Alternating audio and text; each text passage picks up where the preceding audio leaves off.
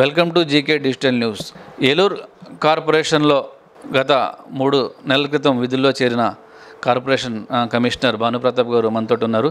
కార్పొరేషన్లో పన్నులు ఏ విధంగా స్వీకరిస్తున్నారు, అదేవిధంగా పారిశుద్ధ్యం ఇతర శాఖపరమైన విధులు ఏ విధంగా నిర్వర్తిస్తున్నారు, దానికి సిబ్బంది ఏ విధంగా సహకరిస్తున్నారు, అలాగే ఏలూరు గ్రంథాలయంలో జిల్లా గ్రంథాలయంలో శిథిలావస్థకు చేరుకుంది, దానికి కార్పొరేషన్ నుంచి గ్రంథాలయ పన్ను వసూలు బకాయి చెల్లించాల్సి ఉంది. ఇటువంటి ఇత్యాది విషయాలపై ఆయన్ను ప్రశ్నలు అడిగి సమాధానం రాబడడానికి ప్రయత్నిద్దాం.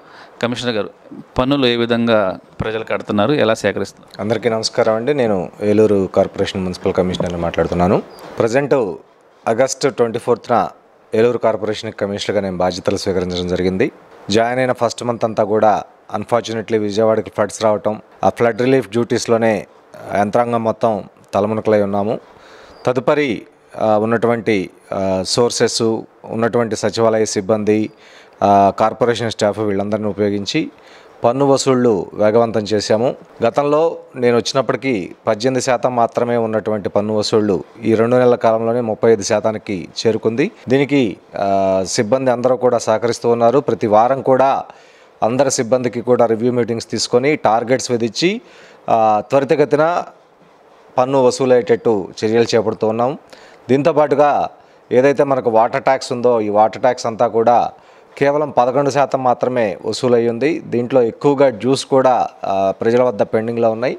ఈ వసూలైనటువంటి ట్యాక్సెస్ తోటి ఫస్ట్ పారిశుద్ధ్య కార్మికులకు జీతాలు చెల్లించడం టాప్ ప్రయారిటీ. అదేవిధంగా శానిటేషన్ చాలా ఇంపార్టెంట్. శానిటేషన్కి సంబంధించి వెహికల్స్ అన్నీ మూవ్ అవ్వాలంటే ఫ్యూయల్ బిల్స్ రెగ్యులర్గా పే చేస్తూ ఉండాలి. స్ట్రీట్ లైటింగు, వాటర్ సప్లై ఇవన్నీ కూడా చాలా టాప్ ప్రయారిటీ సబ్జెక్టు.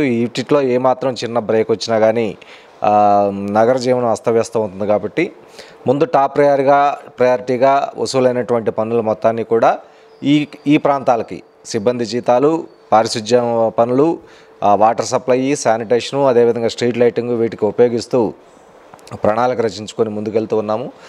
మీరు చెప్పినట్టుగా గ్రంథాలయ శాఖకి పన్ను డ్యూ ఉన్నటువంటి మాట వాస్తవమే. ఇది ఇప్పుడు కొత్తగా వచ్చింది కాదు. గత లాస్ట్ చాలా సంవత్సరాల క్రితం నుంచి ఇది పెరిగిపోతూ ఉంది. అంత హ్యూజ్ అమౌంట్ ఒక్కసారిగా పే చేసే స్థితిలో కూడా కార్పొరేషను ఆర్థిక పరిస్థితి కూడా అంతంత మాత్రంగానే ఉంది. ముందు ఉన్నటువంటి ఎమర్జెన్సీ టాప్ ప్రయారిటీ వర్క్స్ అన్నీ కూడా అటెండ్ అయ్యి ఫ్యూచర్లో ప్రజల నుంచి ట్యాక్సెస్ వసూలైన తర్వాత వాళ్ళకి బాకీ ఉన్నటువంటి డబ్బు దశలవారీగా పే చేయడం జరుగుతుంది. సార్, ఇది గ్రంథాలయం శిథిలావస్థలో ఉంది. దాంట్లోనే పాఠకులు వచ్చి, రీడర్స్ వచ్చి చదువుకుంటున్నారు. అది కూలిపోయే స్థితిలో ఉంది. ఎప్పుడైనా సరే ప్రాణ నష్టం జరిగే అవకాశం ఉంది. మీరు కమిషనర్ గారి దృష్టికి మేయర్ గారి దృష్టికి తీసుకెళ్లారు ఈ విషయం? అంటే యాక్చువల్గా అండి, that is the library department internal issue. దాన్ని రీకన్స్ట్రక్షన్ చేయాలంటే ఒక్క సోర్స్ కార్పొరేషన్ చెల్లించే డబ్బు ఒక్కటే కాదు, ఇతర సోర్సెస్ కూడా వాళ్ళకు ఉంటాయి. ఆ సోర్సెస్ ఉపయోగించుకొని గవర్నమెంట్ నుంచి స్పెషల్ గ్రాంట్ తెచ్చుకునైనా కానీ వాళ్ళు దాన్ని రీకన్స్ట్రక్షన్ చేసుకోవచ్చు. నేను ఇందాక చెప్పాను, ముందు కార్పొరేషన్లో ఉన్నటువంటి ప్రాథమిక అవసరాలు, ఉద్యోగస్తుల జీతాలు, sanitation, water supply, street lighting ఇవన్నీ కూడా ముందు ఫుల్ఫిల్ చేసిన తర్వాత మాత్రమే ఇతర ఇవన్నీ కూడా చేయటం జరుగుతుంది. ఓకే, ఇప్పుడు మనకి ఏలూరులో రోడ్లు, కార్పొరేషన్ పరిధిలో ఉన్న రోడ్లు కొన్ని పేటల్లో అయితే ప్యాచ్ వర్క్ చేస్తున్నారు. ఇంకా ఎక్కడ చేయాల్సి ఉంది? మనం ప్రధానంగా ఏలూరులో ఆర్ఆర్పేట వెంకటేశ్వర స్వామి గుడి నుంచి కొంచెం మంచి కమర్షియల్ రోడ్ ఉంది, అక్కడ ప్యాచ్ వర్క్ చేయట్లేదు. అది మన కార్పొరేషన్ పరిధిలోకి వస్తుంది ఆ రోడ్డు? ఆర్ఆర్పేటలో ఉన్నటువంటి వెంకటేశ్వర స్వామి గుడి వద్ద ఉన్నటువంటి రోడ్డు కొత్త రోడ్డు ఫామ్ చేయాల్సిన అవసరం ఉందండి. దానికి టెండర్స్ ఫైనల్ అయ్యి కాంట్రాక్టర్ని కూడా ఫైనలైజ్ చేశాము. ఎలక్షన్ కోడ్ మూలంగా ఆపటం జరిగింది. వన్స్ ఎలక్షన్ కోడ్ అయిపోయిన మరుసటి రోజునే దాన్ని స్టార్ట్ చేసి ఆ వర్క్ కంప్లీట్ చేయడం జరుగుతుంది. అదేవిధంగా ఆంధ్రప్రదేశ్ రాష్ట్ర ప్రభుత్వం ప్రతిష్టాత్మకంగా గుంతలు లేని నగరాలని ఏర్పరచాలని చెప్పి అన్ని కార్పొరేషన్స్కి కూడా, అన్ని మున్సిపాలిటీస్కి కూడా టార్గెట్ విధించడం జరిగింది. ఆ విధంగా మన ఏలూరు కార్పొరేషన్లో సుమారుగా 600 దాకా మనం పార్ట్ హోల్స్ ఐడెంటిఫై చేశాం. ఈ 600 పార్ట్ హోల్స్ అన్నింటినీ కూడా వేగవంతంగా పూర్తి చేస్తూ ఉన్నాం. రాష్ట్ర ప్రభుత్వం ఆదేశించినట్టు December 15th నాటికి ఇవన్నీ కూడా కంప్లీట్ చేసేసి పార్ట్ హోల్ ఫ్రీ కార్పొరేషన్గా దీన్ని మార్చబోతూ ఉన్నాం. సార్ ఇప్పుడు కార్పొరేషన్లో పరిశుద్ధం సరిగ్గా నిర్వహించట్లేదని ప్రజల నుంచి ఒక కంప్లైంట్ వస్తుంది. కొన్ని చోట్ల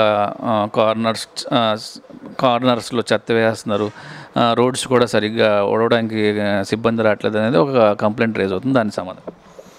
యాక్చువల్గా అండి నేను ఛార్జ్ తీసుకున్న తర్వాత ప్రతిరోజు కూడా మార్నింగ్ 6 o'clock నుంచి కూడా రోడ్ల మీద వార్డుల్లో పర్యటిస్తూ ఉన్నాను. ఒక వినూత్న విధానంలో ఈ శానిటైజర్ని టేకప్ చేస్తూ ఉన్నాము.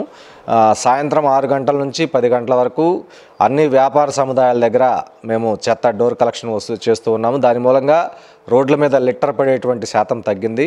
మీరు ఇప్పుడు ఎప్పుడైనా చూడొచ్చు, మెయిన్ రోడ్స్ కానీ ఇంటర్నల్ రోడ్స్ కానీ. నేను ఈరోజు మార్నింగ్ 6 నుంచి 9:30 వరకు 2 టౌన్లో ఉన్నటువంటి ప్రతి రోడ్డు కూడా అవుట్డోర్ ఇన్స్పెక్షన్ చేయడం జరిగింది. నాకు ఎక్కడా కూడా చెత్త కుప్పలు అనేటువంటిది కనపడలేదు. సిబ్బంది అంతా కూడా చకచక వచ్చేటువంటి వ్యర్థాలను నిత్యం తొలగిస్తూనే ఉన్నారు. అదేవిధంగా 100% డోర్ టు డోర్ గార్బేజ్ కలెక్షన్ని నిర్వహించి కొత్త సంవత్సరానికి లిట్టర్ ఫ్రీ రోడ్స్ని ఏలూరుగా మార్చడానికి ప్రయత్నిస్తూ ఉన్నాం. సార్ ఇంకో ప్రశ్న ఏంటంటే, మన డ్రైనేజెస్లో సిల్ట్ తీసి అక్కడే రోడ్డు మీద వేయడంతో మళ్ళీ కొంత 1-2 రోజుల్లో మళ్ళీ అది డ్రైనేజ్లోకి వెళ్ళిపోతుంది, దుర్వాసన కూడా వస్తుంది. అది ప్రజల నుంచి వస్తున్న ఏంటంటే, అది తీసింది వెంటనే పట్టుకెళ్ళిపోతే మళ్ళీ డ్రైనేజ్లోకి వెళ్ళకుండా వాసన రాకుండా అలా ఉంటుందని వాళ్ళు అంటున్నారు. దానికి ఏమైనా చర్యలు చేసుకునే అవకాశం ఉంది?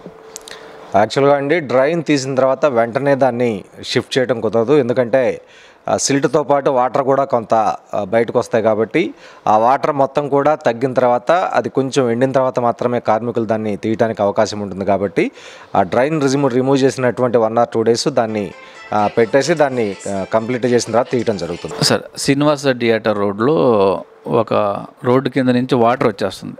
ఆ శ్రీనివాస థియేటర్ నుంచి మేబీ 1/2 kilometers ఎంతో కింద నుంచి వాటర్ వచ్చేస్తుంది. కాదండి, శ్రీనివాస థియేటర్ రోడ్డు ఇది మన అండర్గ్రౌండ్ బ్రిడ్జ్ ఉంది కదా, దానిపై నుంచి ఇటు ఓవర్ బ్రిడ్జ్కి వెళ్ళే దారిలో రోడ్డు కింద నుంచి మేబీ ఏం కంప్లైంట్ మనకు అర్థం కావట్లేదు. చాలా రోజుల నుంచి ఒక 1-2 months నుంచి అది వాటర్ పైకి వచ్చేస్తుంది. దానికి ఏమైనా ఒకసారి చూడగలరు? యాక్చువల్గా ఆ వర్క్ అటెండ్ చేయడం జరిగిందండి. ఒకసారి మీరు మళ్ళీ పరిశీలించుకుంటే అది యాక్చువల్గా ఏమైందంటే మాకు ఆ రైల్వే ట్రాక్ పక్కన ఒక వాటర్ వాల్ ఒకటి లీక్ అయ్యి ఆ వాటర్ మొత్తం రైల్వే వాల్ పక్కన స్టాగ్నేట్ అయ్యి ఆ వాటర్ వస్తుంది. ఆ లీక్ అరెస్ట్ చేసి ఆ స్టాగ్నేటెడ్ వాటర్ మొత్తాన్ని పంపింగ్ చేశాము. ఆ సమస్య పరిష్కారం చేయడం జరిగిందండి. సార్ ఇప్పుడు మనకి కొత్తగా పురపాలక శాఖ మంత్రి గారు ఒక జీవో తీసుకురాబోతున్నారు. మన కన్స్ట్రక్షన్కి టౌన్ ప్లానింగ్లో 5 floors ఉన్న వాళ్ళకి సులువుగా ఈజీగా అయిపోయే విధంగా కార్యాలయం చుట్టూ ఎక్కువ తిరగకుండా దాని మీద ఏమైనా మనకి సమాచారం ఇవ్వగలరా? అది నేను కూడా ప్రసార మాధ్యమాల ద్వారా తెలుసుకున్నానండి. ఇంకా జీవో రూపంలో కమ్యూనికేట్ అవ్వలేదు. అది పూర్తిగా కమ్యూనికేట్ అయిన తర్వాత దాని గురించి నేను వివరించగలను. Thank you. ఇది మన కార్పొరేషన్లో విధుల్లో చేరిన కాడి నుంచి ట్యాక్స్ వసూలు చేయడంలో పురోగతి సాధించామని, అదేవిధంగా ఏదైతే గ్రంథాలయ శాఖకి చెల్లించాల్సిన 11 కోట్ల రూపాయలు వెంటనే చెల్లించలేమని దఫల వారీగా ఆ శాఖకు చెల్లించడానికి ప్రయత్నాలు చేస్తామని, అదేవిధంగా పలు అభివృద్ధి కార్యక్రమాలు తమ శాఖ ద్వారా కార్పొరేషన్ ద్వారా నిర్వహిస్తున్నామని కమిషనర్ అంటున్నారు. వీడియో జర్నలిస్ట్ ఉదయ్తో అబ్దుల్ షుకూర్, ఏలూరు.